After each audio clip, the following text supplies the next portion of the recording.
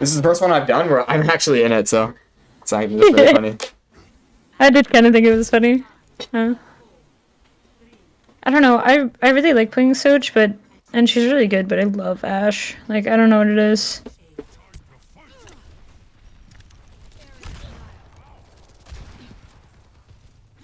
Let's see if I'm. I wonder if turning your HUD off works. It does. So Let's play blind. this is. I don't know if you know this, but if you press like Alt Z, then your HUD just disappears.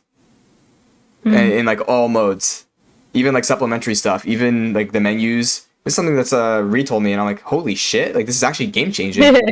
Like this is so good for thumbnails and like just random stuff, like for content purposes. So,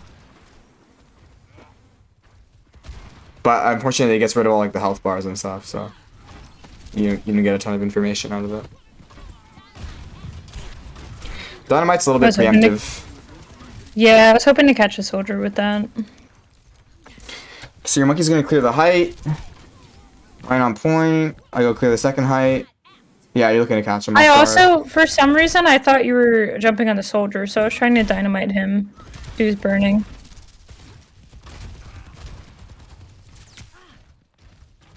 I think you look to save dynamite for either a guaranteed dynamite on one person or a multi-man on an off angle, right? Which you have here. It's a little bit difficult against Rhine comps because Rhine can very easily shield, like, in a close corridor like this. There's not much room for you to throw it up and kind of like, because like from this angle, right? If you throw it up, then it kind of like, it goes too high for it to get like the direct splash damage. It's like that, it's that second burn that doesn't do as much, right? It's not the direct burn, like the explosion. It's the trail of it. I don't know if you know what I mean, but like how dynamite does a portion of the damage if you're not like right on top of it. You probably get the damage on that. You'd much rather look for a burn on here and try like doing it over the shield though, either way. Or you just save the ability and you wait to burn Rhine shield. Or if like there's someone on an angle, whether it be like Genji on height, someone on right side here on like my high ground dive, like I think you should probably look to dino this Soj. How do you feel about the positioning I'm at right now versus jumping straight up top? I think the soldier was up there at first. It's comp dependent, so I think part of the problem with immediately staging top as an Ashe is either A, you have to spend a lot of time on this Hollywood, right? You have to spend a lot of time walking through this area to get through without using your coach, or B, you use coach, and then any character that can easily get to high ground will give you trouble, right? So like unless you have a bunch of people looking at top, or you have like a Baptiste that can get up there, like Ana healing is going to be a little bit awkward for you on top, right? Monkey can bubble you, I guess, but Monkey's not really playing to peel here. He's playing to choke them of the height on both sides and just like kind of flip flop between, not let them get to height. This general area is like really risky for me to jump into unless I have direct follow up. So I think if it's as open to you, like now it's pretty open to you. You see that they're on Reinhardt. What are they on? They're on double hit scan. You're really not afraid to take the height here. But like, let's say this comp was a bit different and they have like Monkey or Doomfist or Hazard and like a Genji, then this becomes a lot less safe. And then maybe you should like, you can play for soft off angles like this. Like this is actually, normally this isn't that great, but for a hit scan, it's pretty good to just like peek out here, shoot a couple of shots, and then dip back into cover and play main again. But I think the big thing that you're looking for is just from this position, a flank dino in this room. Either up here if there are supports up here, or in this case, Soj below. And you kind of like, you force her to either clear out or support send healing resources this way. And then now your Soj can shoot a Rhine that's not being healed as much, right? Or like a soldier gets healing, and then you get what I mean, right? Like healing resources put towards one direction leaves another enemy player exposed on one side. Right. I do remember why I didn't play Soj. It's because the other guy that was on our team played Soj for like most of the game. Yeah, he was already on Soj. Because I remember there was once or twice I did want to just swap to Soj, and he was already on Soj, so I couldn't. I think against this comp, as much as I hate double hit scan on Hollywood, you can kind of make it work. You're the off angling person. If your Soj is just gonna play main, like okay, whatever, not much we can do about that. It's ranked teammate, right? So yeah, your job in this comp is to hit as many off angle dynamites as you can. Especially because they're on Rhine, you don't really have that good of a shield break on Ashe comparatively to other hitscan characters. Like, even Soj, even Soldier have better shield break than you. Cass obviously has better shield break than you. And like, yeah, you can dynamite the shield, but then it's kind of a waste of the cooldown because you want that juicy dynamite on squishy targets, right? And like you get Suzu out, you get healing station out, if not like kill them directly and follow up damage with your monkey. So the big thing in this comp, look for a dynamite multi-man cleave, probably here from an off angle, and then your monkey goes in and engages. He drops, he pops bubble, and then like you fight with the chaos and just like kind of shoot, right? And that enables your team, like maybe they break shield or Ana hits nade. Like it all starts with you. You're actually the tank in this comp in a way. Not the tank in the sense of you're directly taking damage, but your dynamite is the key like frag. It's the initiation tool where you want to. In this case, if your monkey is very like, obviously you know that I'm willing to coordinate a hit with Dino. Is the ideal world. You're looking for that Dino plus monkey hit at the same time, and because you can do it from a safe position, whereas I have to jump into 3. You know what I mean? Like. You throw the Dino, and that becomes the engagement tool. That becomes like the Winston leap on top of the Winston leap. And then you're kind of like what I was doing with Soldier. Yeah. You're in a safe position here to very easily just like, you have Coach Gun if you need it. That was a little bit awkward in a close corridor. But like you can just back up into here, go to your healers. You can go to hide if need be, right? Etc. So, let's see how you play it. That's a lot of like the game plan on this map. I'm a little bit worried about Ryan pushing you, which I get. Waste of Coach Gun. I'd rather you be safe. No, it's not a super long cooldown, and we were kind of backing up anyways. Plus, you missed the initial Dino, so you're not going to get that much follow-up damage. Because, like, a good way to describe it is if you don't hit your Dino, the enemy team doesn't have as much of a reason to respect you. So sometimes you kind of just have to back off. Versus if you hit a Dino, especially if you have Mercy, in this case, like Star's playing Mercy, obviously, right? So if you have damage boost, then obviously your Dynamite is twice as effective. The opponent is at half HP by the time you hit it. They like have to back off. They have to respect you, and that in a way opens up you to take an angle, take more sightlines. So if you don't hit the Dino, then yeah, just leave. Oh, I think overharking on Coach Gun usage when fight's already over, not that big of a deal. I'd rather you be safe than dead. That was bad, Dino.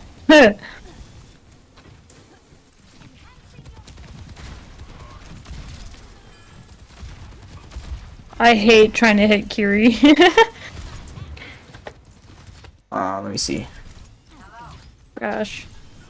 I think I'm watching my aim with this, because I don't know, I don't ever, like, really watch my aim or watch my VODs, like, the next day, and I do this, like, weird, like, flick that kind of throws my aim off. I think I need to stop doing that.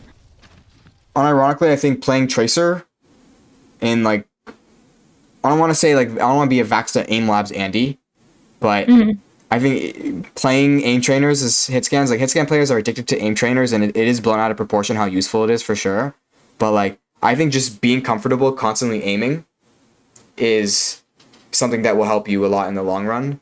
And movement aim and all that, like, Wizard Young stuff that I showed you earlier. I think it ends up going a long way so that you don't have flick habits. You don't have aim habits. You just like you consistently grind, practice, and also playing the game a lot. You kind of just like pick up on things, and then like some habits like they get kicked out when you realize that you're doing them. I haven't really realized I was doing that again because I stopped that habit when I was playing Widow. So here you take a pre-fire shot. That's fine. And then we take another shot. We're like moving our Crosshair to where she is. They're relatively lower sense. One thing that I would recommend with Crosshair placement, specifically, because it's really important on hit scan, right? The thing that I recommend with Crosshair placement is try to place the Crosshair where the player is going rather than where they currently are. So if we watch this and like, I don't want to like super go in depth in the mechanics, but for the sake, just because you asked, we're going to go over it. All right, so. Okay, first off with this, Crosshair placement is okay. You're kind of like, you're just looking to see if I get a punch on someone, and then you get a follow-up. But in my opinion, it's actually a lot stronger to put your Crosshair here and peer over the door to try and hit people who are running away from the punch. Because how do you, like, I'm punching over here. How do you LOS this punch? Either you sit on the wall here, and you kind of just chill. it's a little bit too close to the punch for comfort, considering punch is like a pretty sizable hitbox. So most people are going to run out and peek out over here by the Rhyme.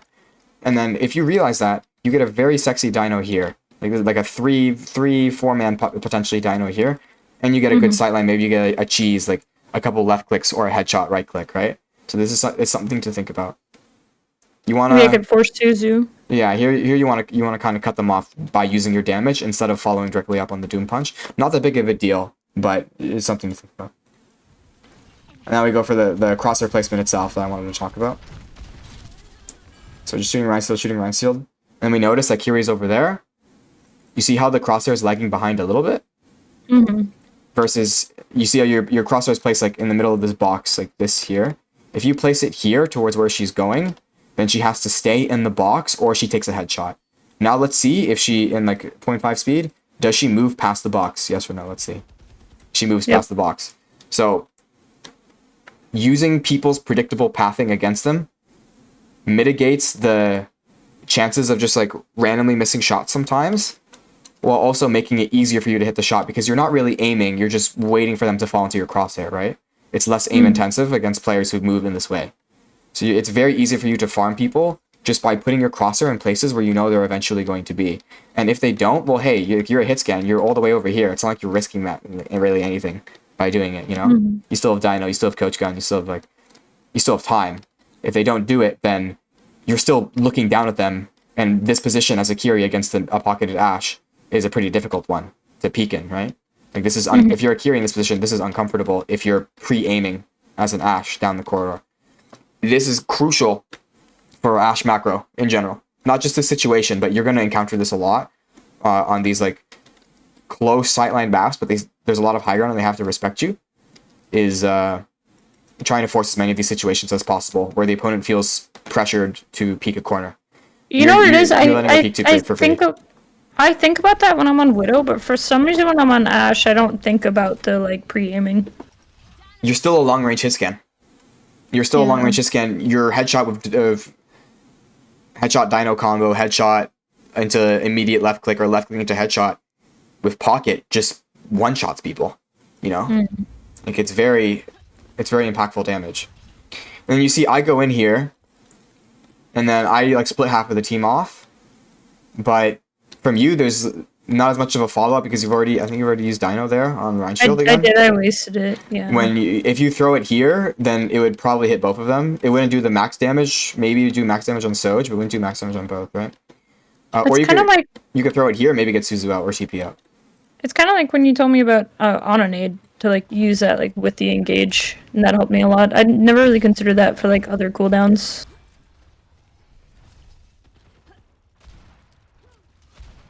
See, if it were me, I would have noticed that the Kiri had a tendency to peek left. And then instead of like doing what you do here, where you kind of camp the elevator, I would camp my crosshair on the left. And if she peeks that again, then she dies. True. Like if you miss the initial shot or you don't place your crosshair there because you don't realize that she's going to do that, that's okay. But once you see that players have movement tendencies, you want to abuse it as much as you can. So I'll just full speed now. Yeah, my aim was kind of bad at the start. I feel like I did better later. Like, that shot was good. You're tracking her jump. That shot was good. That shot was good. Reason why that shot is good, even though you missed it, is because it's one of those just-in-case prediction shots where if she does path in that way, then she dies, you know? This is exactly what I'm talking about. See that shot there? That's a just-in-case shot. Like, if she peeks too far over the corner, then she dies for it, right? Obviously, you would love to have Dynamite there, because then she probably dies. So she would probably die. But... yeah. Or at the very least, you get TP out, and she has no cooldowns. And then I'm Doomfist, I'm about to go in. Good shot. No, I thought he was closer. They're not going to peek that. Yeah. They're never going to peek that. It's too hard of a sightline to shoot you in on the Ashe. You'd rather have the Dino for the Zen that's about to peek on you. Granted, you do 2-tap him. And that was a really nice reaction on the... That was fantastic. Even though the Soj was 1 HP, that's still very good reaction time to be able to like quickly swap over. Very nice.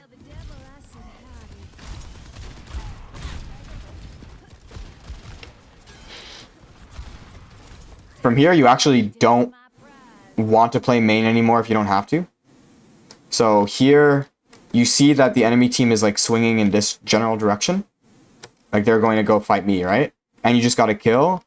Your Mercy's a little bit low, but she can probably help you. Like maybe go into this room, grab Minnie, and like use her healing beam to gain healing, passive healing. Was the Kiri trying to kill? Oh no, that was heals. Okay.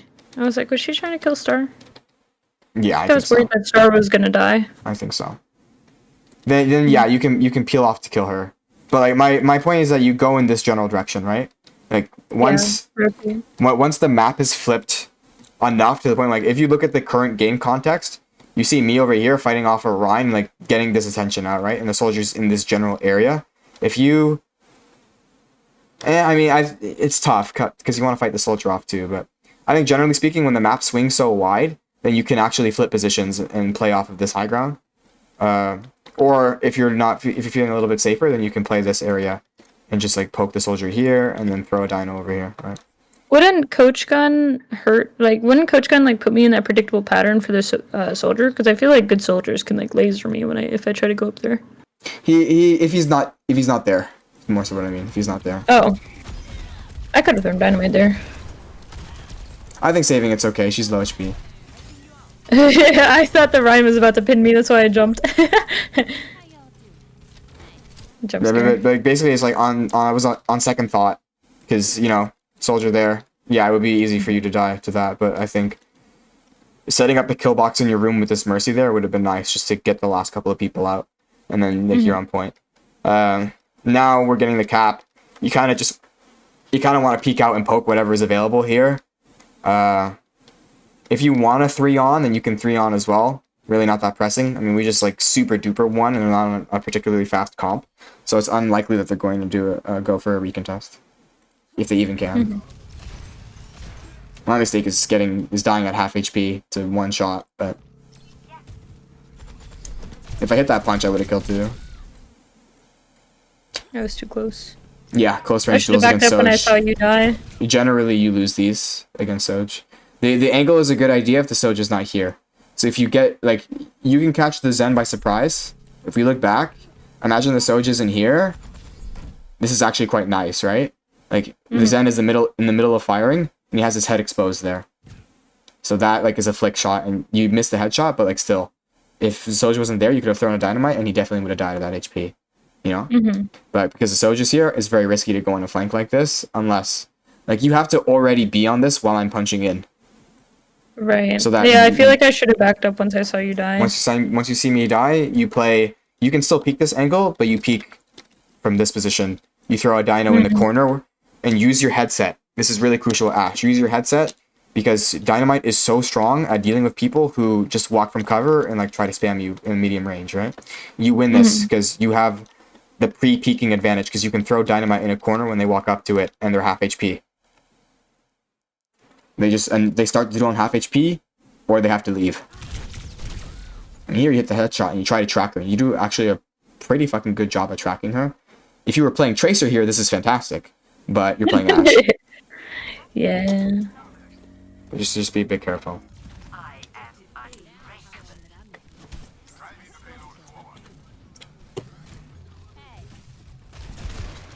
Hollywood second, this is where it's going to get really hard. Mm-hmm. Unless I'm able to make space, get a pick or two, and open up the ability to go to high ground.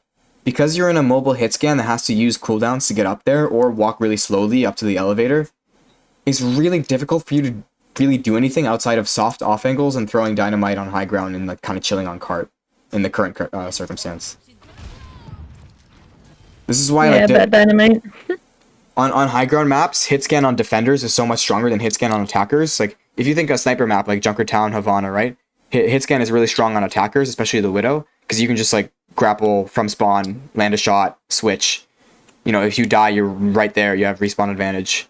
Versus like a defense on offense on this map, you have to push into the high ground that the hit scan already has. So it becomes really difficult, right? You have a low ground, high ground disadvantage the second you walk out. So here is where, like, honestly, the high ground is so important that I would either swap to a high mobility character like a Tracer that can control a lot of ground space, or I would swap to Genji or maybe even like Echo, although I'd rather Genji because Echo flying in the open on this map is a little bit odd. That can like wall climb and be able to like, easily maneuver around the high ground. There are a lot of characters that can do it. Sombra can do it as well with her translocator, though it's a little bit clunky. You get what I mean. Yeah. Having easy high ground, low ground access on a map like this, especially when you have a Doomfist on your team. Yeah, you know I only play hit scan. Yeah, you only play hit Pretty scan. much. So your best bet is a Soge. Just a slide can get you up there a little bit easier. Yeah, we already have a Soge. But we already have a Soge. So like this is one of those games where it feels really awkward. Well, I mean here, you have a nice angle here. One thing that I was explaining in my duo VOD video is that sometimes cart is an angle. Sometimes main is an angle. And there's this like, people think that defaulting is so bad, but then now everybody starts off angling and everybody becomes predictable. All they do is flank, flank, flank, flank. Uh-huh. And on mobile characters like That Hitscan, makes that can be pretty bad, right?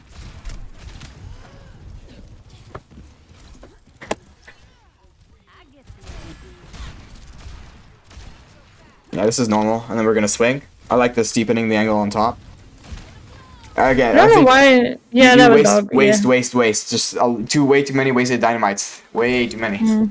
Wait. Never realized how bad I do that. It's not worth it on tanks. It's really not worth it to dynamite tanks. When you look at a comp like this, one of the things with Ashe that I think makes dynamite usage so important and dynamic is dynamite is your primary damage tool, right? Like, obviously you're hitting shots, and that's like the brunt of your DPS. But that really like explosive burst damage that gets you kills, even if they have cooldowns, is that dynamite into damage with your left click, right? And your M2. But against some comps, whether it be like especially dive, right? Winston's, your Genjis, your Sombras, your Tracers, you want to save the dynamite specifically for those people most of the time, right? You agree?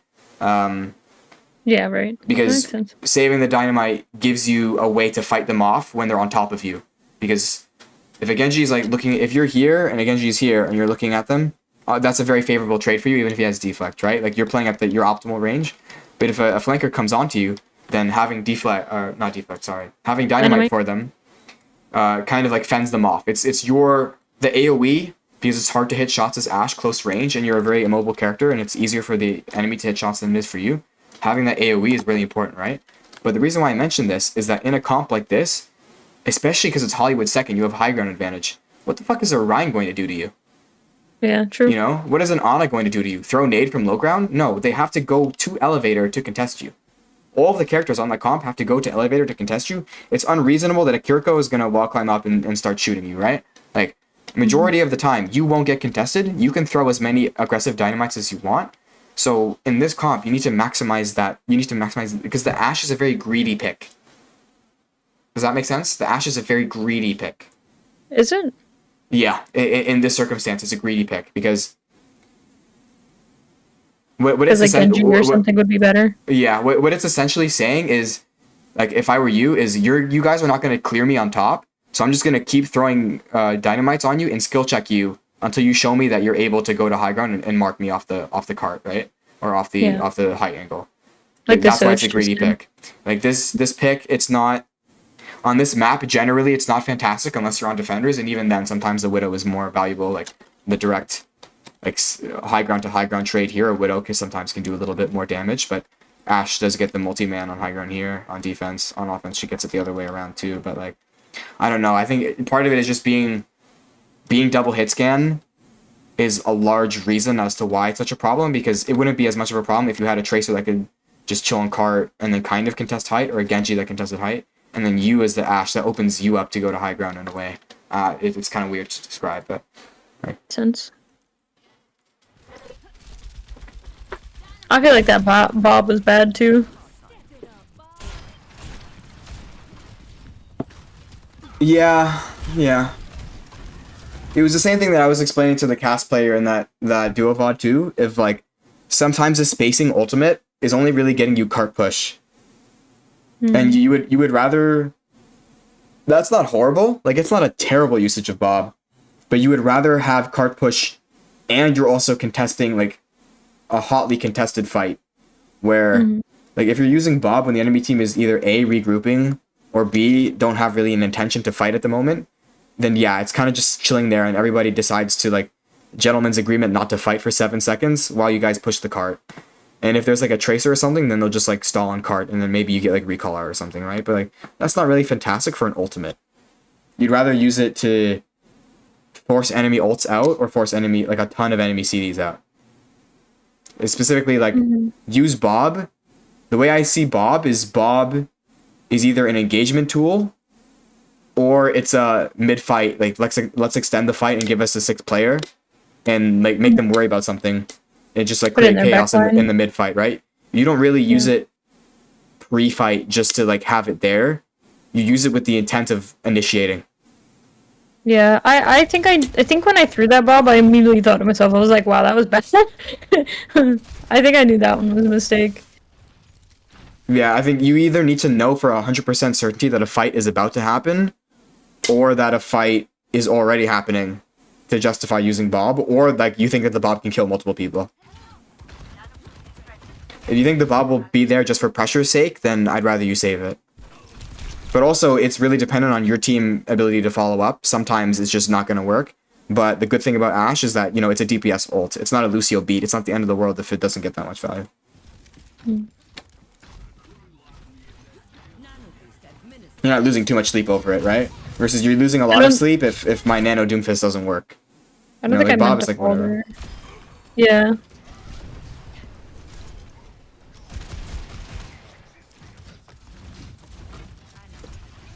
Yeah, this is okay.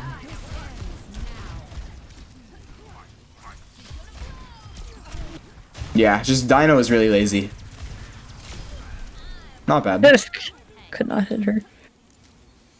It's okay, you're placing your Crosshair where you thought she was gonna go. She didn't go multiple times. Like, well, you're not giving up on the plan now.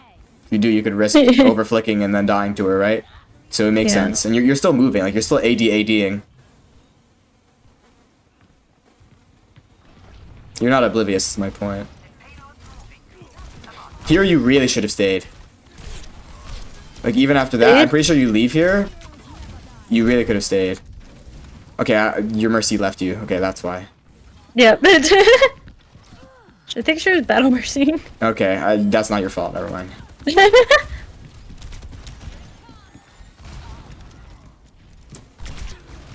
You know what? We do a little bit of trolling, but I think if like you had the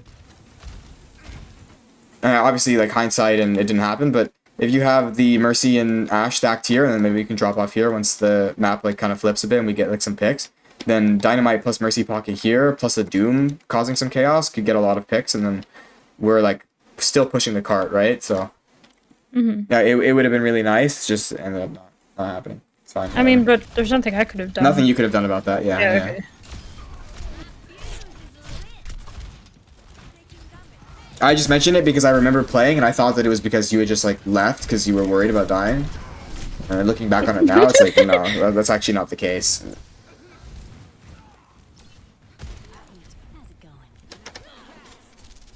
No, I just, yeah, I didn't want to die. It was because I was at 70.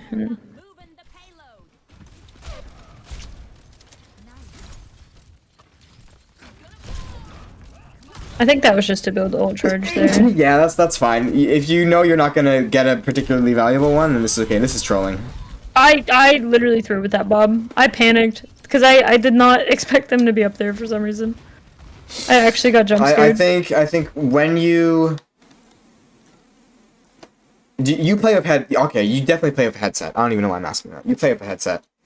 Yeah. If you're like attentive enough, you don't have any music blaring or any of that. Cause I hate playing with music that's too loud because it just completely dulls your senses and your ability to play the game, like fundamentally, like in my opinion. Because footsteps. No, are really important in I the just play with the Overwatch really loud. Like the game is really loud. I think I just was like auto walking up there and I just didn't even think about the fact that like you can't autopilot there. You can't autopilot there. Yeah. Like if you were locked in, then I would assume that you hear soldier footsteps, you hear cast footsteps, and if you don't, you hear them shooting. So you know that based on like your ability to just hear that they're in this general area. If they're not down here, then they're on a height. So you need to be a little bit careful. And when you're walking forward, you can, once you get to like a certain spot, you can kind of tell if they're close to you or if they're under you just by their footsteps, how close their footsteps sound. right? And like, I don't know about you, but walking through this hallway as Ashe seems like a bit of a commitment, because you don't really have an easy way to go back in case you see something you don't like. In this case, the Cass. And you're 2v1 there, now you feel pressured to fight it, now we pop Bob, now we die.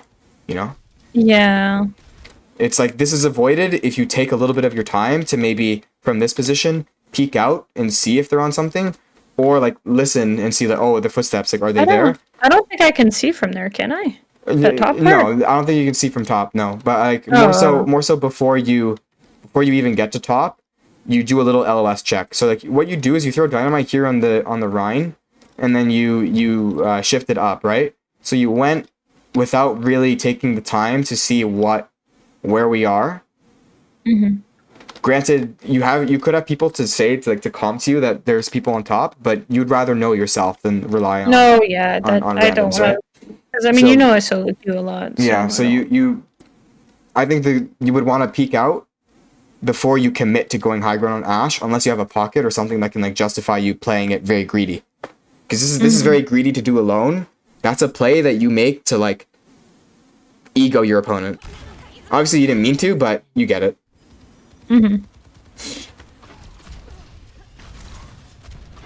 This is all normal. Yeah. Playing it safe against the Curie spam. I got it.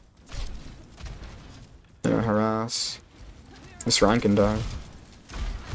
Oh. Awkward. You didn't see that. Don't waste your dino there. Just burn the shield with your raw damage. This shield takes so long to break, really? Yeah, because in the context of you being alone, yeah. But there's multiple people firing at him at once. Think about that. True? Think about that. If you're fighting Orion alone, maybe you have to dynamite him. But like, even still, dynamite is the least priority target for you to hit in this comp with Dino is Rhine. Even if it's to burn him. If you don't have to do it, don't do it. Because you kill this Rhine 3 seconds later in exchange for you get a dynamite and a potential kill on backline when you swing forward. True. Right? Versus if you don't, then yeah, you kill the Rhine with Dino a little bit faster when he was going to die anyways. But you might not have Dino for an even bigger play later on when he's guaranteed to die either way. Because like you look at the Rhine positioning there, he's dead no matter what. You guys would have to be trolling pretty fucking hard. I guess I just see Dynamite more as like ult charge rather than horrible. That's horrible. Don't do that. Yeah, I realize that now. It's the glue of this character's kit. Everything comes together with the Ashe Dino. It's like such a massive damage, especially with Pocket. It's so broken that Pocket is able to amplify the damage of it. You're only seeing that now because Mercy's a little bit more prevalent after the perks. That's a good coach gun. If he shatters here, I don't really mind. Thank you. Is this when you were talking shit to us? You were like, you guys can't even handle a run while I'm fighting their whole team. I mean, yeah, it's low-key true. I mean, yeah, what am I supposed to... I could have dynamited up, like, to get away from him, but then Coach Gun my Ana. Or, yeah, Coach Gun. Yeah, that's but then fine. that leaves my Ana. It's her prerogative to hit her cooldowns. Forget your Ana. You're a DPS character. Your job is not to peel. That's true. It's a nanoed Ryan pinning in at like 75% HP. You saw the Ana nade him, so I'm assuming she has cooldowns. You guys are coming out of spawn, right? Like, I don't get dying to him and him alone. Even if he's nanoed, then she sleeps him with the right timing, and then she walks away, and that's like 3 seconds he's on the ground, and you guys like peel out. Like you peel by not doing anything. You peel by like running away and hitting your cooldowns. And then yeah, you go swing on your angle, and then you like fight whatever's on card, and the Ryan is like alone, isolated in the backline because he's supposed to be on cart swinging and shielding for his team, but he's kind of inting by pinning in. The fact that he gets value out of it is a miracle in my opinion. Now, granted, we won this anyway, but good shot.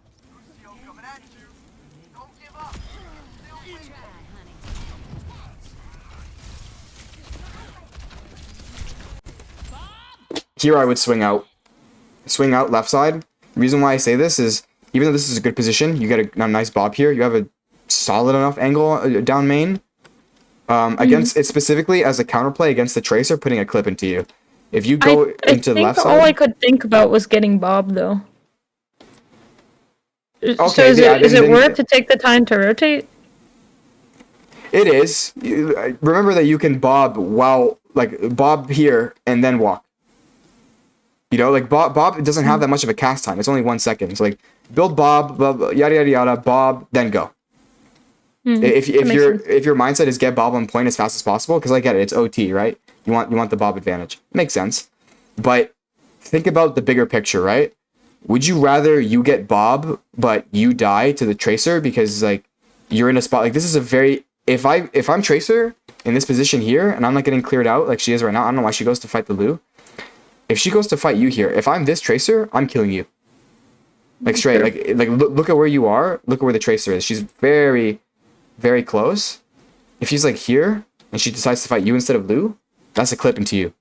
Versus if you like pre-path to the left, now it's a little bit scarier for her. She has to like do 1 or 2 blinks, probably 2 blinks into you, and you're Ashe, right? At any moment you could headshot melee her and you force re out.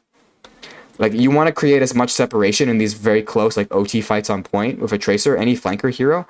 Like, you're dead meat against Sombra and Genji and Tracer and Echo if you do something like this. And you don't, like, this is okay. It's just, you see how you don't pay any mind to the Tracer? Now you do, now you're half HP. If she plays that better, she'll kill you.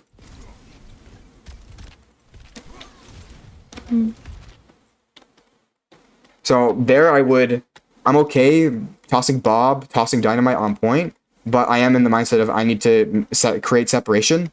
This not only gives you a really good angle on point, you can get a Dynamite here off angle, and then the people in spawn have to choose, do they want to contest Cart, or do they want to contest the Ashe who's shooting my backline, right? Or shooting me, right?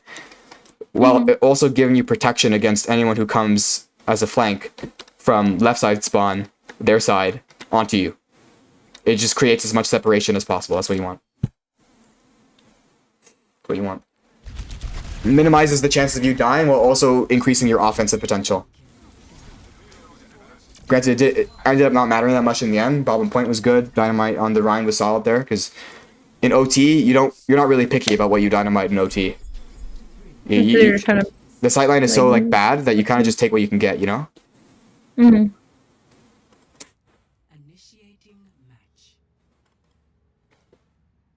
I'm not taking any chances with the replay viewer. I'm just gonna fucking not even fast forward. I'm just gonna 2xp that shit. The amount of times that I fast forward when I thought it was safe to do so and I got cucked by the game is unbelievable. Fine, request to disconnect. It's actually so cancer. I don't know why they haven't fixed it yet. It's actually so annoying. It's actually made me like, because I normally watch my VODs in between games, so like if there was like certain parts where I thought I could do better. Right. And I actually stopped because it just kept like crashing my game. Yeah, it's so cancer. I really hope they fix it. They better do it in the next patch. If they don't do it by the next patch, like, I'm genuinely going to stop doing bot review, period. Like, not obviously forever, but until they fix it, I'm just not going to do it anymore. See, that Dynamite's good.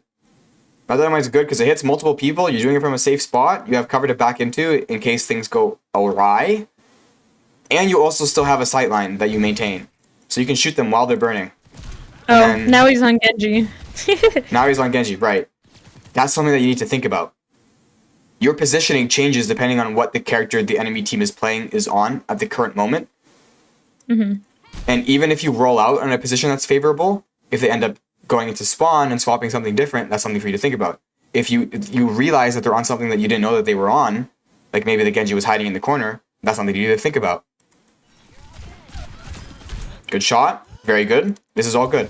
This is fantastic.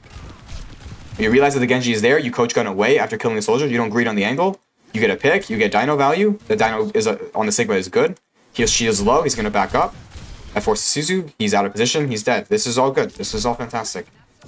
You're a lot more comfortable on defense because the Ashe is just significantly stronger on defense on this map. Like, significantly stronger. Because you don't have to stage the high ground. You have it already. I wasn't sure if I should have pushed up with you here. Are we watching it all at 2x? Not all of it. No. Just what? Because like that was all good, right? So I'm watching it quickly. If there's anything that I see there, I think to help me get a couple of spawner kills, I don't mind it.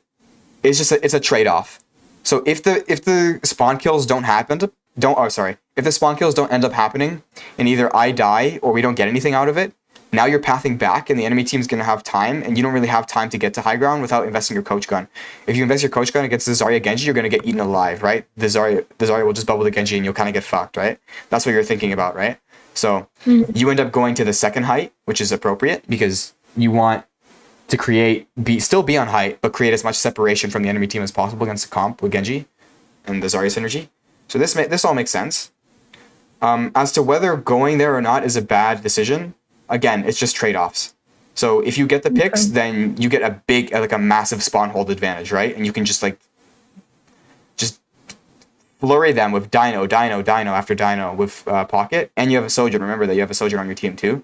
So it's going to be really difficult for them to walk out against fully charged Soj Rail and Pocketed Dynamite Ashe, right? So if you're able to successfully get the picks, then you can basically spawn hold for 1 to 2 minutes if you play your cards right. But if it fails, then you have something like here where you kind of have to back up. It's not the end of the world, but keep in mind that the Genji will have height now, and the Zarya can stage something. So it's just a trade-off. It's not really right or wrong. There's no wrong answer. I was doing that Bob to stall. That Bob is good. That Bob is good. Either Bob on point or Bob directly into the backline. Both are fine. Bob's I feel like the Bob directly to the backline probably would been better. I just didn't want her to like start capping because you weren't back yet. In this scenario, yeah. But the damage on Zarya I like too. Like both are good. Both are really good. It doesn't really matter which one. I would agree with you. I think the Bob on backline would be a little bit more punchy. But the Bob on point is safe, and it guarantees the Zarya is unable to walk up without at least using bubble. Or LOSing, and then she doesn't really do anything. She's not really doing damage. She's LOSing the Bob, which is value too. It lets me get back in time without worrying about people dying to Zarya, you know? It's value either way.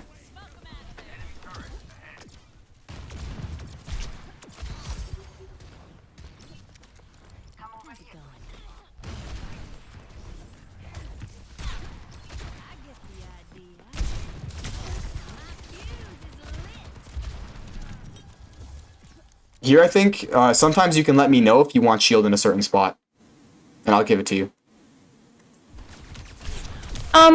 Yeah, I think that's why I just played around Car instead. You shot at him. I forgot about that. Yeah, oops. I think I did too, so like it's fine.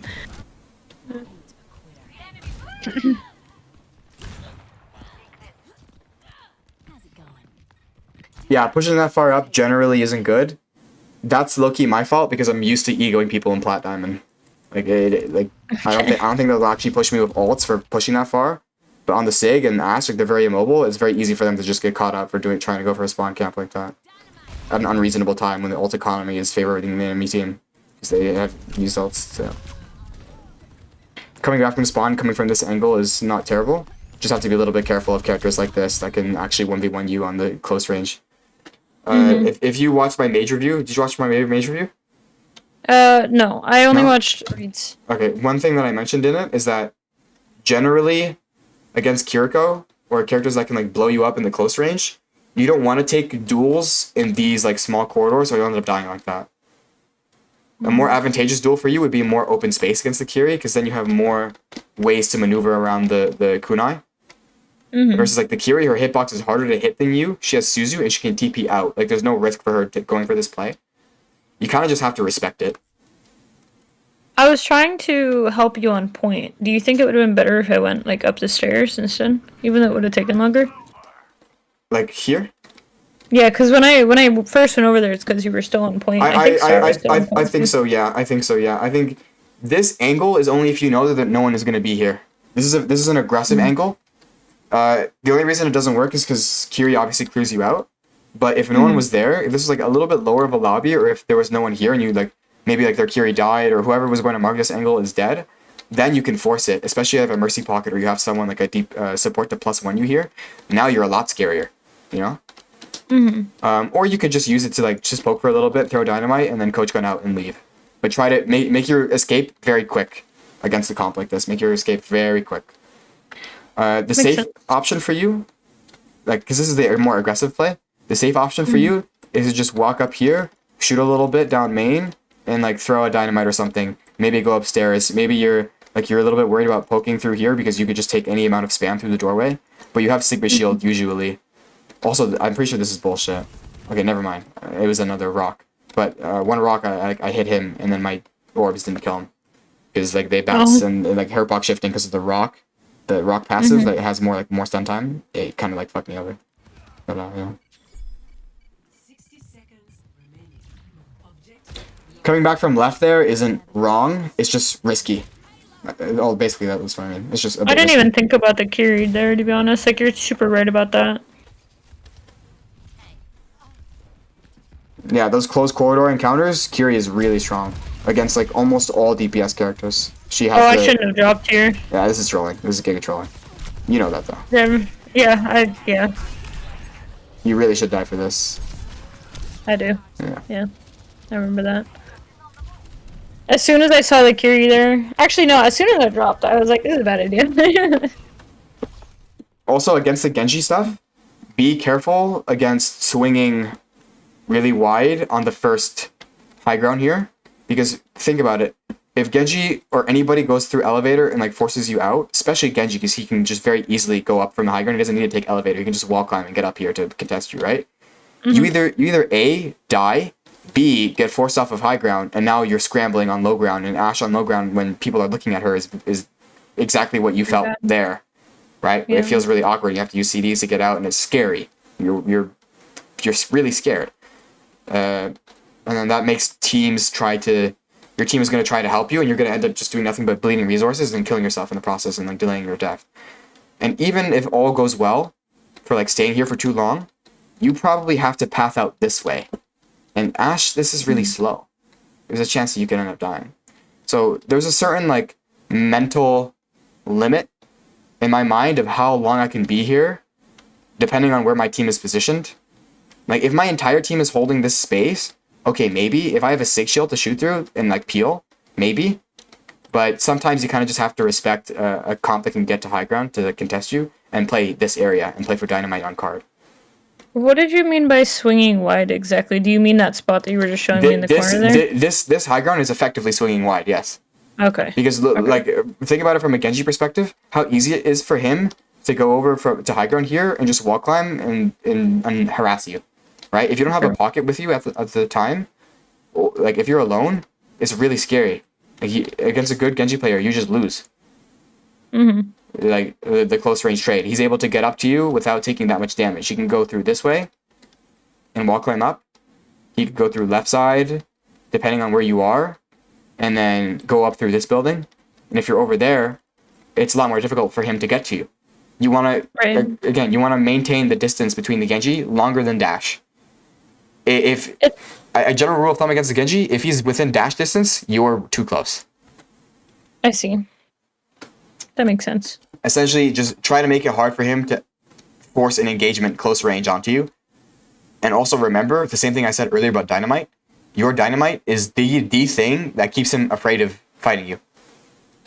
So if he has an advantageous duel, say you're here and he's up here, he's going to take that duel all day, right? But if you're over here and he's over there, he's a little bit less inclined to do so, because if he invests dash and he gets dynamite and he isn't able to use like deflect properly, now he has to drop down and go to mega or something, and you're probably gonna kill him. I normally dynamite while he's deflecting. Yeah, that's smart. You usually want to dynamite up or to the side of him when he's already deflecting. That way you don't risk. Of course. Getting it deflected back at you, even if he doesn't like blow up back at you. That's crucial damage for you. You know. Crucial damage for you. If he's able to deflect it, then good chance you just lose.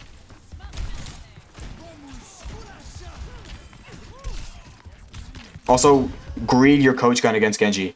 It sounds like a counterintuitive tip, but you do need to greed your coach gun against Genji. What do you mean greed against him? Greed in the sense of when Genji engages on you, he's usually going to flash deflect early rather than later. Like, you know how coach gun, it always sends you back, even if it's deflected. But if Genji deflects it at you, then he doesn't get knocked back. Right? Oh. So if the Genji dashes on you and he right clicks you into like E and you coach gun into him and he deflects it, he's really close to you still. Even though you've like created a little bit of separation, usually what happens is like a player gets knocked back by the coach and you go backwards, right? Versus if he deflects, then he's not getting knocked back. You're still getting knocked back, but he's not getting knocked back. So all it takes for him is to like walk forward a little bit and then shoot a couple of shots and you're dead. I see. So that's why I say greed your coach. You want to make it difficult for him to deflect it. So you want to do it before he deflects? Is that what you're saying? Yeah, close the gap before he deflects, or hold on to it and be like tricky with it. I see. Don't give him the easy like he dashes forward, you immediately coach gun out like a pussy. Okay. Or just don't be in the position to get dashed, which is better and more consistent. It's hard to explain. Like I'm a Genji player, so it's like it's easier in my head to explain it, but I think in playtime you'll notice. Like here, you actually don't want to coach. Well, you don't have it, but like even still, you'd rather just fight him. Now that he's used deflect, you can coach to close the gap, or to widen the gap rather, and guarantee that you don't die to some random headshot. You know. Even though he's won. Yeah. Well, look at your HP. See? Yeah. True. All it takes is one headshot dash for you to potentially die. Look at this Lucio here. If he shoots a couple of shots into you, you could die, and he tries, and you're 58 HP. This is what I'm talking about. Even though he's 1 HP, he can still do a lot of burst damage to you in one combo. That's true. So once the deflect is finished there, don't take any fucking chances. You're in spawn. Do not take any chances. That's true. Once the deflect duration is over there, feel free to coach gun, create as much separation. Your goal against Genji, create as much separation as possible. Obviously, try not to use your cooldowns, but do that. Use them if you have to. If you have to, you gotta use them. Otherwise, he's just gonna kill you and not be that threatened by you. You have to make it difficult for him to kill you. And of course, abuse your range advantage against them. Because I know you said that you were struggling against the Genji this game. My biggest advice to you is to play your sightlines as much as you possibly can. Take as many advantageous duels. I always talk about taking advantageous duels. Think about your character, what sightline they like, what sightline the enemy player doesn't like. For a Genji, it would be he's here, and you're here, and his team is here. Or rather, your team is here. It's like an Ana Sojourn here, and you're stacked with these guys, and the Genji is alone here. That's a really hard dash for him. Really hard to justify, because he's just going to get blown up by your team, right? That's what you want. You're on defense, you know? Like, you have this already. It's hard for him to push into you. You shouldn't be down. Even though my fall off is there, like even though the range I don't care. I don't care. You're on defense. At least I'm safe. You don't need to make a play. You're safe. You don't exactly. You don't need to make a play. The best thing that you can do here is chill, leverage your hit scan advantage, because even though you have fall off, you're a fucking hit scan still. You're still a hit scan. You know. You throw deflect or not deflect rather Dino. Throw Dino up here. Throw Dino on cart if they push cart, and just chill. Just chill. You don't really need to do that much. And you have Mercy Pocket. Your neutral, your innate passive value is way higher than what their team is playing. They're on Soldier Genji. Their Soldier is like fucking trolling, and they're on Lucio Kiri on a high ground map. They're on Lucio Kiri.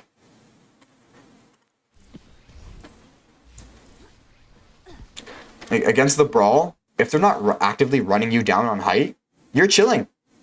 Continue to play Ashe in your side of the map and just poke.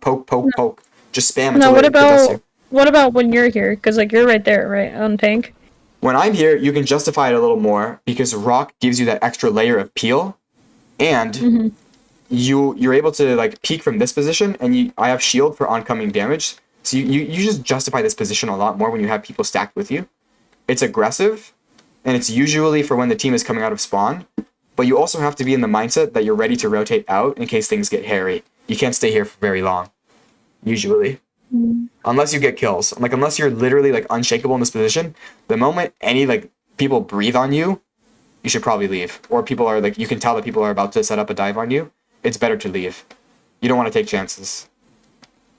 As far as, like, this current situation is concerned, I would hear the Genji footsteps here, and I would look for a Dino on him, and make it difficult for him to get to you. I don't think I heard them.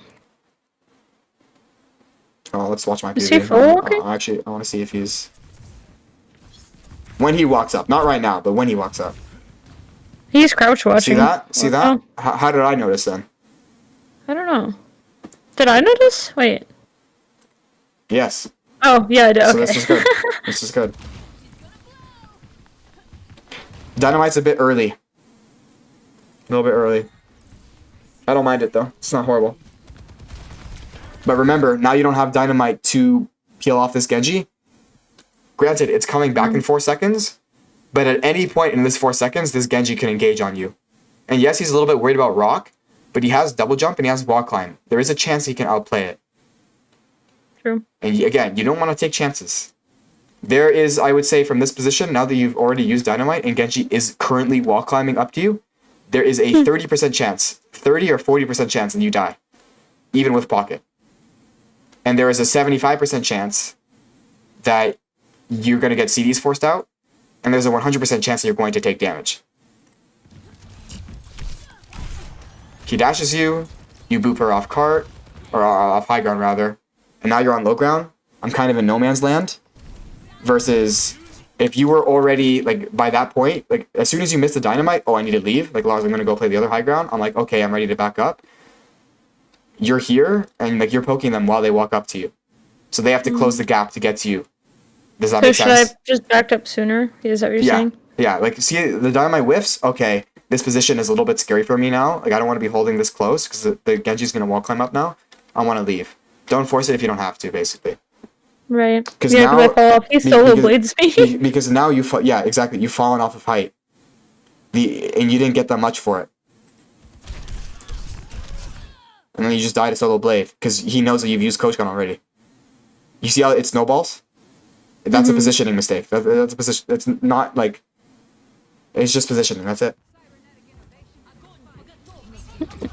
Was this solo blade worth it for him? Yes, yes, yeah, very worth it. Very worth it. Okay. This point in higher elos is impossibly difficult to cap. A Genji blade Genji blade, like, as much as I like to meme that it's a cosmetic ult, it really isn't that impactful of an ult. So being able to, like, when you're able to get Suzu and TP and like Lucio amp and like 2 bubbles out of blade, that's a very successful blade at high level.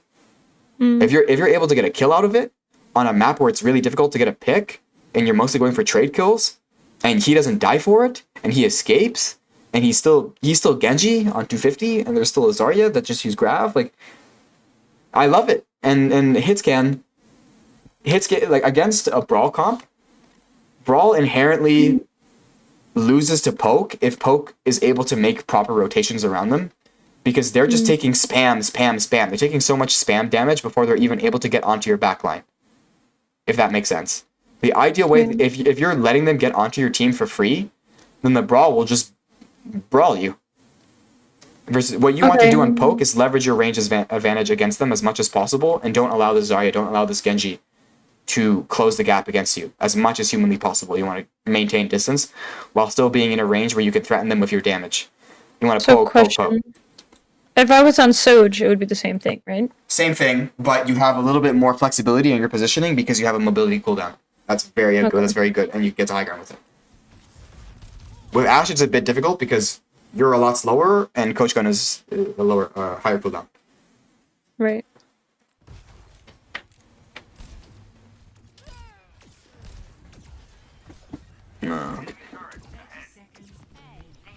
Yeah, I just died so much.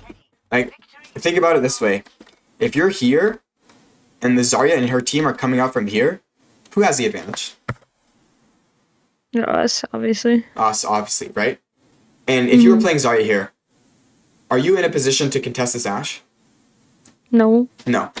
If you are even here as the Zarya, are you in a position to contest this Ashe without Lucio? No. No. She has to walk all the way over here to get to you. Zarya is horrible on this map unless she's like playing through cart and bubbling the Genji, who the Genji assumes the position of a tank in this comp. Because of Zarya and like the context of 5v5, she doesn't have a second tank to go like a monkey to go jump to high ground for her while she bubbles. So she's relying on her DPS to create space. If she's not doing that, then she's trolling. If she's going up there herself, then it's easy for you to just poke her out. And then, like, okay, if your team just isn't helping you, which, you know, I am because I'm on Sig and I know I'm taking height, I'm denying her height. Right. Then she's just going to end up maybe trading out if she's lucky, probably just bleeding out and dying to random spam damage. And she's not going to be able to get onto her team, let alone backline in time. And like, it's just not going a high ground hero on this map. And like, they're not playing the Zarya Genji bubble strategy properly yet, from what I can tell. It's like, I'm not concerned at all about getting Delvin, as long as I play my cards right. But should I have just not gone out yet there? I mean, I literally just like couldn't even get out of spawn. I think just don't walk out straight line and like unassuming. Walk out assuming that something is gonna be there to fight you. Mainly Genji. If you realize, oh, Genji's been doing a good job of like marking me or contesting me this game, and like, he's showing me that he's willing to fight me because I'm on a hit scan, then either position away from him. It's almost like Ana, right? With Ana, I'm sure you know this, but like sometimes you know that they're on, say, a Venture, Echo, Tracer, and you like to rotate the opposite of where they're playing, so that you can like avoid they have to come to you. Versus here, you're walking into him essentially out of spawn. Right. So it's a lot of the same principle of just maintaining distance so that he has to invest cooldowns to fight you. Here, he did invest cooldowns in fairness. He like walked up to you and he dashed you and then he like shot you, right? But my point is that it's too easy for him. From a close range scenario, it's too easy for him to right click you a couple times or left click you, walk up and dash you. If he has to dash you from here, it's a lot better than him having to dash you. Both of you guys are right here. Sense. I think I was just trying to get out and help you, but I mean, it was stupid. Play a better sightline for yourself, and we've already lost. Yeah. Yeah. Play one that's rather less risky, even though it takes you more time to get to the fight. You won't die again. Or like if the fight is like you can tell that it's really losing here, just play for next. Like literally just give it up, go height. At least then you'll have an advantage coming to the next point, rather than now you're dying. Think about it. Really think about it. You've died now. You're going to come out of spawn through here, and you're going to get to height, and the Genji's already going to be there ready to kill you again. True. Versus if you just give up on the fight now and play for third, now you're here, now the Genji is here, and he has to dash up to you to contest you, which you'd much rather have, because you have dynamite advantage in the neutral.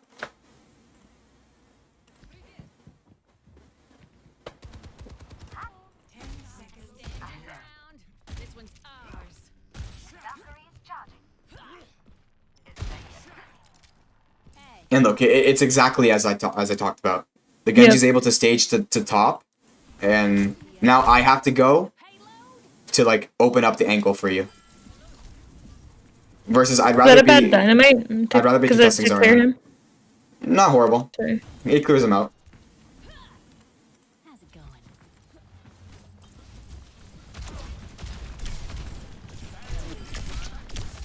This is good. Is that not getting healed, or is that just them hitting shots? I can't tell. I think maybe it's them hitting shots. I think I just need to shield for you a little bit better. My problem is that I tend to greed shield and only use shield for myself. Mm-hmm. And it's not that I use shield for myself. It's that sometimes I'll just redeploy shield really early, because I don't need it. Because you want shield to recharge in your inventory, right? As a Sigma, but sometimes your team needs the shield for a little bit longer than like you think is necessary. Well, why don't you just go back by like 10 seconds? You can see. Unless you're worried about it crashing. I really don't want to crash the game. Yeah, it's fine. It's fine. Because I don't know if I just like overstayed my welcome. Like if I should have backed up or. It didn't look like it, honestly. It just looked like you got like double headshotted by something, like a Lari headshot and then like a little bit of extra spam damage, and then you didn't get healed at an inopportune time because Mercy was like preoccupied healing me because I was half. That's my guess. Okay. Not really your fault. That's a good dynamite. That's optimal dynamite against Genji. There's a certain, like, if he's looking away at you, either on a diagonal or, like, behind you, deflect won't deflect dynamite. So that's a free dynamite. And that forces him out. And if he stays, he probably dies. Especially because it's damage boosted. So that's a good dynamite. They're going to force him out. It's basically, like, guaranteed damage, which you want. Here, now that Genji's dead, you can swing. You have a choice here. So fighting the Zarya is okay, Me, honestly, I would take a really greedy, aggressive angle because I'm already on a greedy character, and I would look for Dino here. And I would just, like, shoot because no one can contest me from this position. Not even Kiri. Kiri physically cannot get up to you without wall climbing in a straight line, which you can just look at her and shoot. True. Like, it's almost impossible for a Kiri to realistically push you here. You get a really nice off angle on looking down on Soldier and Kiri here. You get, like, headshot, headshot, headshot. E, Dynamite forces Suzu or kills them. Then you probably kill the Alari coming out. She's going to walk this way because she's antied. If you watch. Yep. You'd much rather this than fight the Zarya. I'll worry about the Zarya. You didn't need to drop there. Like, the Genji's dead. The only time where I would say you don't want to swing here is the Genji's alive. But if the Genji's dead, that opens up an avenue for you to play a more aggressive angle. Especially when you have a pocket. Pocket allows you to play more aggressively than you're normally allowed to. Like, way more aggressively. Like, twice as much.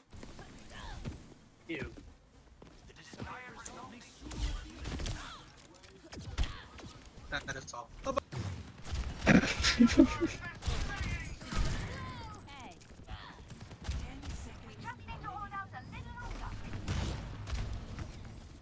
That's good. See? You have your headset on. You're actually locked in. You're aware that the soldier is there. I heard his footsteps. I know you did.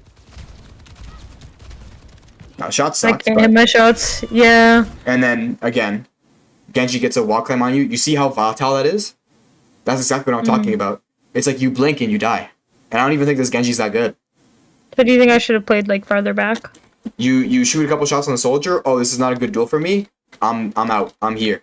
I'm where my Ana is, shooting here. I'm forcing the Genji. I'm dynamiting the Genji through here if he tries to walk through on me. Or I path this way. Like, I fully rotate around. I coach gun up here. Or I, like, go through here. This is probably too long of a rotation. You could play, like, cover the coach gun and then play this bus area. And this is pretty difficult to get to. You know what it is? I think I always feel the need to take like a really, really aggro angle. Even if that means that they like rotate straight into me. And like Against a I good guess I don't Genji, really- he will clear you every time. Yeah. yeah. I'm realizing that. Against a good Genji, he will clear you every time. No questions asked. I just Then like always feel the need to take like some really aggressive off angle to try to make a play, but it makes me feed. No, sometimes the neutral value of hit scan and just like existing on an angle, but like just like chilling and threatening with your neutral value is better than any aggressive play that you can make where you risk dying. True. Especially on defense. On defense, like, where I would say taking big risks is okay, is like you're down a player here and you need to make a play and you have Bob and you have like Dino and you think you can catch people off guard and make the fight even, turn the fight into an even fight. But here, everybody was coming back from spawn on the enemy side and they ulted into us. So if you think about it, we have defensive positioning. They have to push the cart into us. They have to push into us. They have to make a play into us. Because we're on defense. Sense. When you're on offense, on this map, what does it usually feel like? It feels like you are the one who has to make a play on offense, right? It feels like you have to make a play against the defense. Otherwise, you're just going to lose if you passively play to trade and play to poke. If both of you guys opt to play defensively, you're going to lose because someone has to be on cart. Someone has to be actively threatening close range space. On defense, there's no need to take that risk if you're on hit scan. If we're going to be on double hit scan, leverage our range advantage. We don't always have to play angle. And if we do play angle, we're doing it from a safe position. Here, here, here, or here, depending on where you are and the current context of the game. Is being on the truck good? I feel like that's so like open. Like there's no cover unless I completely drop. Well, drop, and then you have this. It gives you some time. Usually you're not going to get pushed for being here.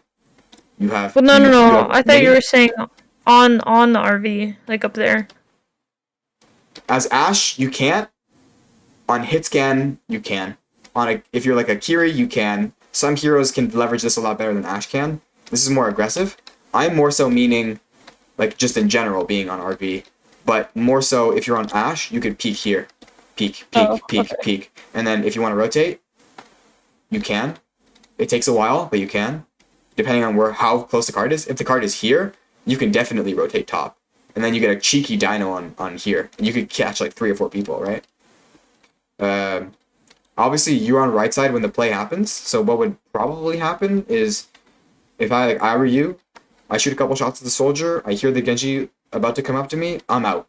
So I've turned around. I might have to coach gun just in case, but like we'll see, just to close as much distance as possible. And then I'm playing here for a little bit. If I'm able to make the rotation to here, I will. If I can't, then I'll just continue playing this area. And I'll look to dynamite through here. I don't want him to get to my team without working for it. The problem is that if you die, now the Genji's able to walk on your team without any resistance because you're on double hit scan. Your angle control, if you die, is really weak. Normally, what would happen in a match like this, if you had like flex DPS hit scan, is either flex DPS would be opposite side and fighting something, or he would be marking the Genji and not letting this Genji get through. But you dying not only kills you, so you're 4v5, but now it's letting the Genji get through and kill shit. Makes sense. You're more so looking for this play to deny rather than to kill. I think next is when I go Sombra. I played so bad on Sombra. That's what I'm here for. Yeah. That's what I'm here for. That's what we're here I for. don't know why, like, Sombra, I love playing Sombra, but I know my Sombra is, like, not good. So it, like, kills my confidence when I play her, and it makes me play worse. Okay, why is your Sombra not good? Let's evaluate. Let's logic our way through this. Why is your Sombra not good? I feel like I don't know always when to engage or get out, and I feel like I die really often for it. Is that because of your inability to play Sombra in general, or is it because you haven't played the rework enough yet to have a solid enough understanding? No, because even before the rework, I just feel like I'm not very good at, like, flex DPS. Like, I feel like I've just always only played hit scan. That's a problem. So when I play, like, anything else, it's like, I just don't fundamentally understand it as much. Yeah, that's definitely a problem. I don't even say that to be mean. I'm just like being like I'm just keeping it 100. No, yeah. It's fair. When I get the reverse feeling. That's why I say, like, I don't want to be mean, but, like, I get the reverse feeling.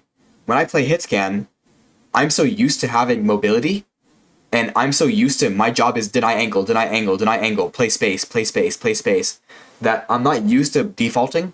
I'm not used to just, like, doing, like, punching direct damage down main, and I'm not used to, like, the raw hit scan, like, my shot versus your shot element. DPS is a lot more about, flex DPS is a lot more about space control, engagement timings, like successful dives, and playing the game with your tank, whereas hitscan is more self-reliant. It's despite both being DPS, two very different playstyles, very contrasting playstyles, right? But there's a little bit of overlap in the Sojourn. Some flex DPS players like to play Soj, but generally speaking, you don't see them play Cash, you don't see them play Ashe, you don't see them play Widow. Because it's such a different overlap. They're two entirely different archetypes of characters. One is high mobility, other is low mobility. One is low poking, one is the best poking. I remember I did want to play Soj, but, like, we already had Soj, and it's not like I was gonna ask him to swap, right? Yeah. Because, like, normally if I'm not gonna play just, like, straight hit scan, I like to play Soj with the mobility and everything. So Sombra's like my backup, but You'd rather play Soj, but it's not available. And then I say, like, I'm not liking the double hit scan on attack, especially because I'm on Doomfist. I want to be able to contest top. If they're on Genji, then it's going to be very we're assuming that they're going to stay Genji. They end up not staying Genji, but there's only a minute on the clock, right? So it's a bit of a gamble for us to be like, let's just go the Ashe, assuming that they won't go Genji, you know? Because then, like, it becomes really difficult for you to really do anything as double hit scan. You're kind of just chilling down here, and, like, you only have this angle, which Genji can clear. If you take top, it's difficult because he can clear you. If you take here, this takes too long, right? Like, it's better for you to be on a Sombra or a Tracer. I feel like Sombra is just really bad, and I wish I could play Tracer, but my sensitivity is, like, so low. Like, Tracer feels very clunky. It makes it difficult to track, it makes it difficult to do the crucial flicks that you need to do, 180s and stuff with blinks, and it makes sense. Like, I think my advice for you is to get used to playing on a slightly higher sensitivity on flex DPS characters. Like, What are you right now? Are you on like 3 cents, 2 cents, 800? Lower than it's close to 2, I think. You're 2 cents, 800. Wait, no. Hang on. I think it's 4.4800. Let me see, because I'm at 1.1, 3200 DPI. I think the optimal sense for flex CPS is anywhere between 6 and 8. 6, maybe like 9 or 10 if you're like a Genji player maybe. But like 7 I'd say is the sweet spot that you want to aim for. If you can play flex CPS on 7 cents, then you should be okay. But like your sense is way too low for that character. I don't know, I've just always only played hitscan. So picking up like flex DPS is just scary. You're going to encounter games like this. If you don't pick up flex DPS, you're going to encounter games like this. And if your mindset is I just want to play hitscan, then you have to accept that you're going to lose this game. I'm not even joking. You have to accept that you're going to lose a game like this. Because your hitscan has shown an unwillingness to swap. And you can win double hitscan here by just out mechanicking your opponent. But you're at this rank for a reason. You're at this rank because you're at this rank, right? You're not like, you have to be astronomically better to make a bad comp work and just win the game through sheer being better. If that's not the case, then we have to play the game the way that it's like meant to be played. We have to play at its level. You know what it is too with Sombra is I feel like it's hard to engage like a solo person. This is a hitscan angle. I'm sorry to cut you off, but you're playing Sombra like a hitscan. You don't want to be here. You don't want to be here. There's no point. What you would rather do is, if you want to be really, really aggressive, like translocate up here and fight with your Doom directly and just make a brawly scenario. I would rather you be on Genji or Tracer for this, but for Sombra it's doable. It's just really risky. But you could make it work. This damage is negligible down main. And it's a losing battle because it's into, like, okay, Kier just got shot by Soj, which is nice, but, like, this soldier is shooting at you, even though you're high ground, it's not fantastic for you as a Sombra. It's, like, even if you hit There's also a soldier about to jump scare me. I don't know if you noticed that. Yeah, she's about to jump you. Where is she? Here. So, Yeah. a bit scary. What I would rather you do on the Sombra, and what I thought you were going to do, because I mentioned it, hack left side Mega and play through left if you're worried. This is true. Left side Mega, hack this. The enemy team can't use this part of the map. Even if they clear you out, you go over here. You have a hacked health pack. You take the 1v1 on the hacked health pack all day. You love this 1v1 if you're a Sombra and someone comes to you. And you get CDs out and you get attention out. That way 5 fucking people aren't turning around for me when I go for height. That way our Sojourn has a little bit more space if someone takes a 1v1. Like, say the soldier gets aggressive, it like realizes that you're here and tries to fight you. Now she doesn't have to worry about a soldier poking her when she goes to take a shot on this Kiri. When she goes to follow up on this Alari. When she goes to poke Zarya. And she's able to maybe slide to height. Where is she? I would rather her where you are, and I would rather you here. Or if you want to be really cheeky, translocate path around, like path here and path around, translocate early and then path around and fight here, off angle here, or just throw throw translocator directly into high ground and fight high ground and just take the skirmish because we only have a minute. There's no point in playing overly safe. You only have basically maybe 2 fights if you're lucky. Yeah, I'm doing nothing here. That makes more sense. I don't think it's a confidence thing, even if you like feel that way. I think it's more so just inexperience on the character because you predominantly play hitscan.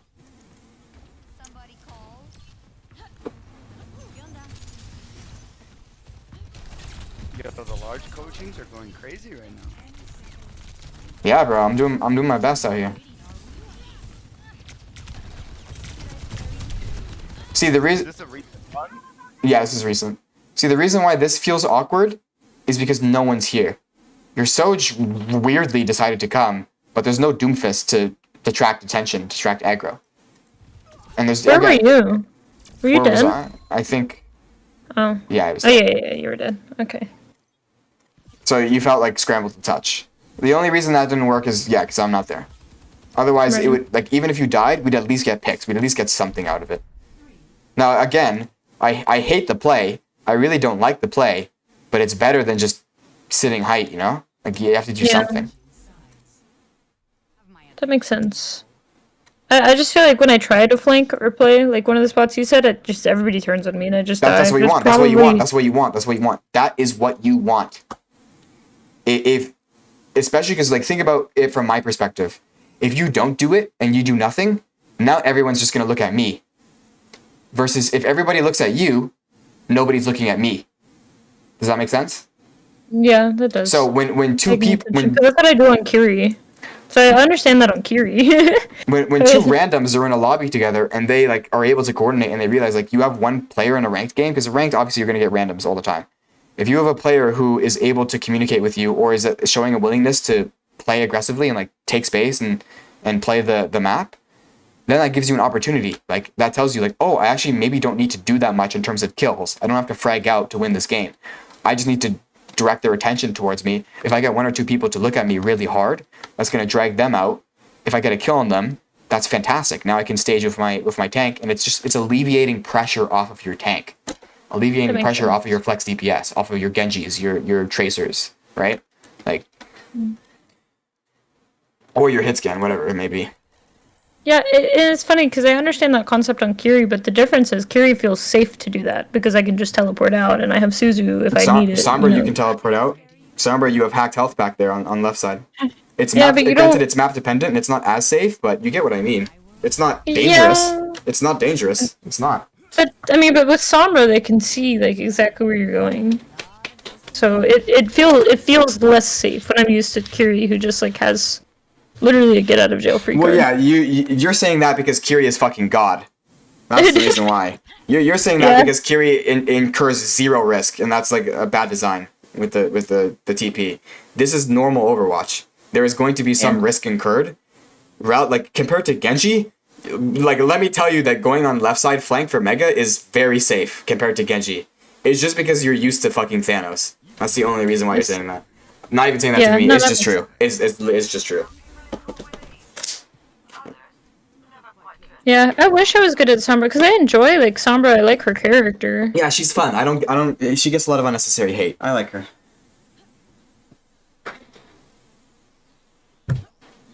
How come it doesn't let you hack this? It doesn't let you hack it pre-fab? No, because they haven't spawn doors haven't opened. I didn't know that. Makes sense. There could be some maps where it's abusable. It just sucks too because I feel like Sombra sucks right now too. Yeah. She definitely Yeah, I does. probably shouldn't be here either. No. And now we're inside of our team on Sombra. Now we're playing like Should a I be support. playing by Mega again? Now we're playing like a support. Yes, just deny Mega. Deny Mega. Because Flex CPS, the angles are not fantastic on this map. You like this is awkward, first off. Shooting through main here as Sombra. This is a little bit awkward. Going through here is really risky because now you're inside of their team. The safest avenue for you that is still like maintaining an off angle is this Mega room. Because Mega here, you shoot them. If you deepen your angle, it's possible. You can go up here, you can go through here, like whatever, right? Depending on the map circumstances. And if team is just fighting here, then yeah, you distract them a little bit. Maybe you get them to chase you. You have Mega, you have Translocator out. You fight them in the 1v1. If it's a DPS character, if you play it good enough, you win. Then you go and you continue to fight. Versus what you've done here is... Look at this. Nothing. I haven't denied anything. Yeah. No, I realized the way that I played Sombra was really bad this game. I don't know why. I was just so anxious and panicking. I wasn't really sure what to do, so I was trying to stay safe. But obviously by doing that, I didn't accomplish anything. So... Now this is good. Yes. Clearing the Genji out. And one thing that's good about the Sombra on high ground, on defense specifically, on offense this isn't a very fantastic position to play from, but on defense, you can shoot him and clear him from going top, and then if he pushes you too hard, translocate. You have hack Mega here. Right? This is your home base. This is your base of operations. It's not here. It's not even your support LOS necessarily, unless you have a Kiri to +1 you. It's this Mega. You are self-reliant. You are Sombra. You are very self-reliant. Now we're fighting main. I don't like the going to mini. Go to Mega so that you maintain an angle so that you're not playing inside of your support. So that you're safe here for the Mega room, but you're always threatening backline. You're always like offensively maintaining a threat while still being relatively safe, if that makes sense. Mm-hmm. Once you're able to get to Mega, you're safe. That's kind of just whatever. You get rolled, whatever. And yeah. I see. So let's think. Things to improve on. Let me think. Dynamite. Dynamite usage, definitely the first thing that popped out to me when watching the Ashe stuff. Specifically against flankers, you want to save your dynamite to 1v1 them. Against Genji, you want to be a little bit careful with your dino and shift usage. Try not to shift into his deflect, because then it'll be a very easy dash combo for him, and you might die, right? Yeah, I didn't realize that coach cutting at deflect was bad. Yeah, it's very bad. I thought it deflected some of the coach gun, and I went like pretty much the same distance. Maybe that was just copium, but the distance that you travel is the same. It's just it doesn't knock Genji back also. No, I'm saying I thought it pushed me farther than normal.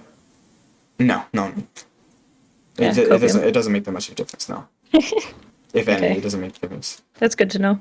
So it deflects the damage. The damage is negligible. It's just the positioning of it all. Like Genji not getting knocked back makes it so that it's really realistic for him to follow up and kill you. It's very scary. A lot of times we were dying to close range duels by the Genji, and sometimes it's unavoidable. Sometimes you don't know that he's there, but I think like the new Lars catchphrase is that you have to be in the mindset. You have to constantly be in the mindset that he will clear you. It's conscientious thought, but once you get good enough at the game, and like it'll almost become a muscle memory to the point where you're thinking about it, but you're not thinking about it. You just like eventually you just know the Genji will clear me out here through the game sense and game feel and experience. I need to dip. It will feel wrong to continue to be on that angle. Once you die for it enough, you'll realize. You don't have to look back on a VOD. No, I think I just don't think about like what's on their team and how that needs to change my positioning.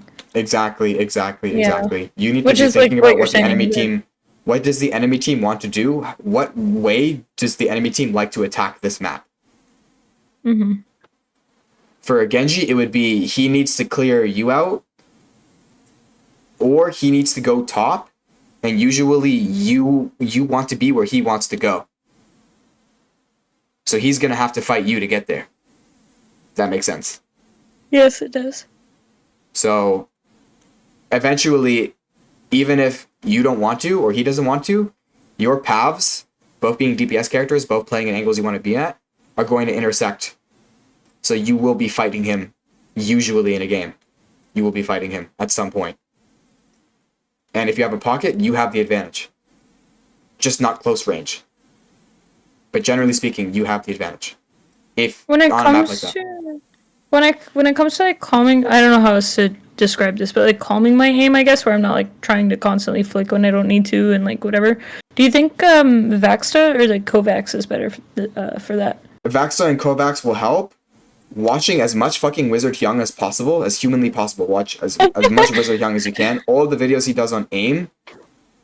Also watch pro players and watch like their POVs in like top 100, just like random ranked lobbies.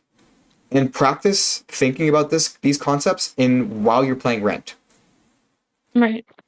Like active practice, because as nice as Vaxta and Kovacs are for improving your mechanics, remember that you're playing against people that don't shoot you back.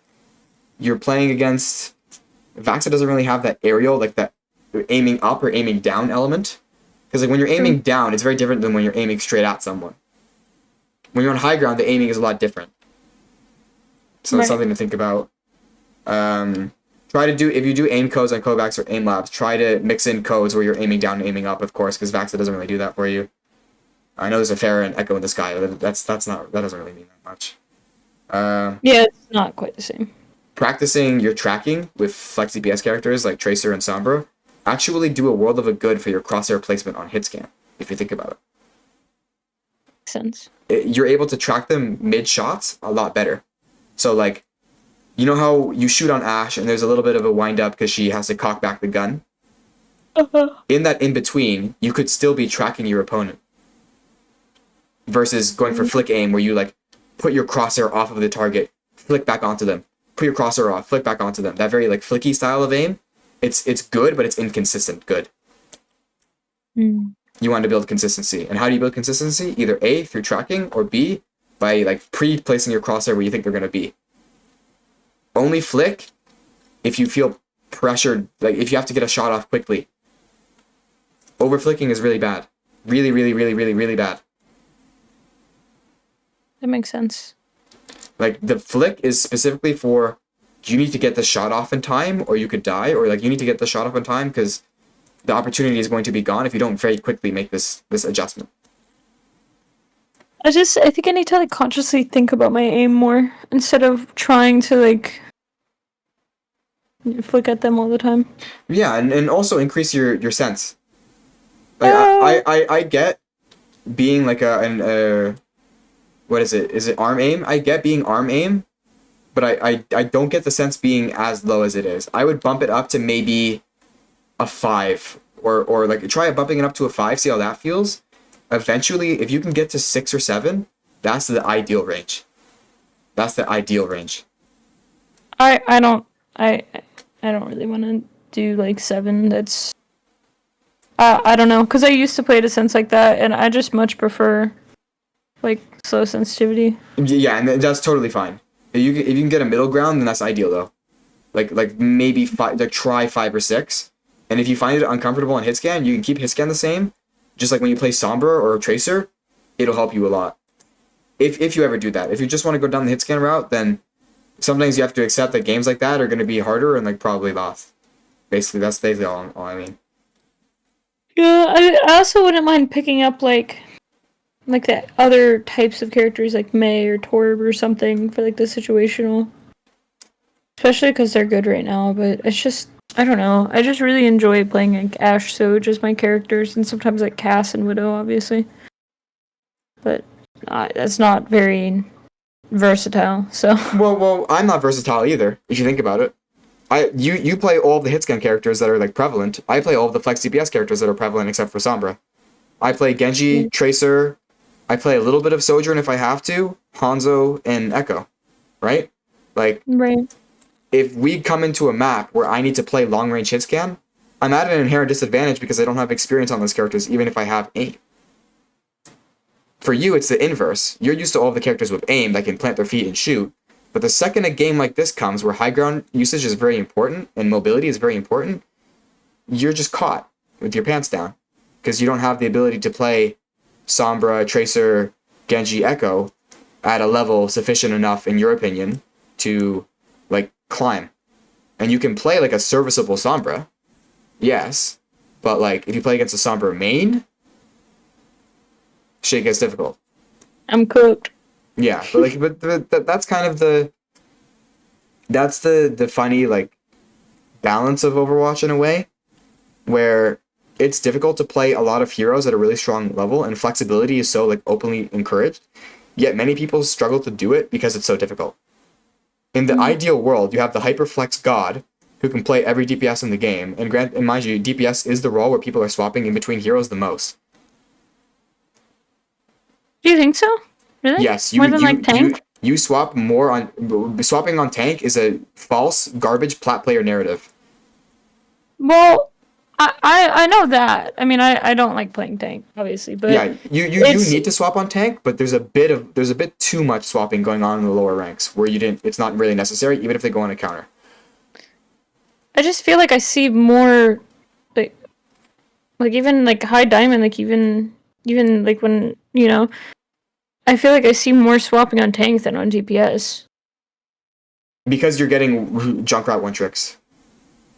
True. You're getting That's Junkrat on one actually- tricks. You're I hate getting Junkrat you're getting tricks. junk, Lifeweaver, Moira, junk.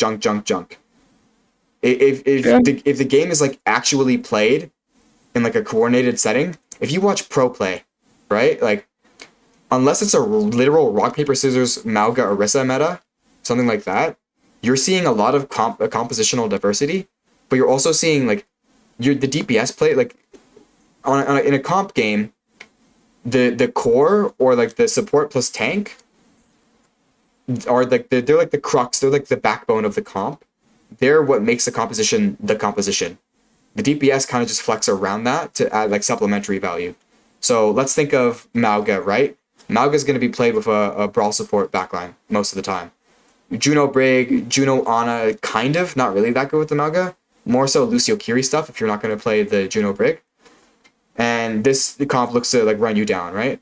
You want to keep the speed, you want to keep the support ult, and you want to keep like the Mauga, or at the very least you want to keep some type of brawl synergy. So you could, if you want to swap the Mauga, then you can go like Queen or Doomfist or Zarya, matchup depending, obviously.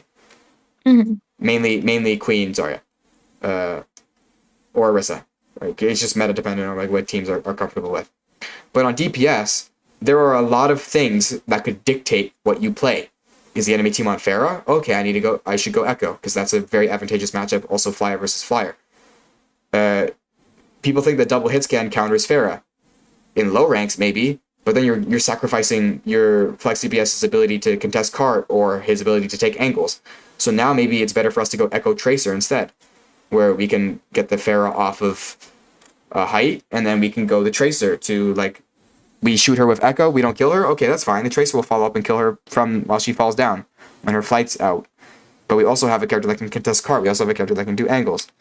If we're playing on Junkertown, then like sometimes we want a Tracer, sometimes we want a Widow, right? Like this, because DPS has the most characters, those characters innately counter each other to where instead of like, you know how tank, there's only like a rock, paper, scissors dynamic in tank?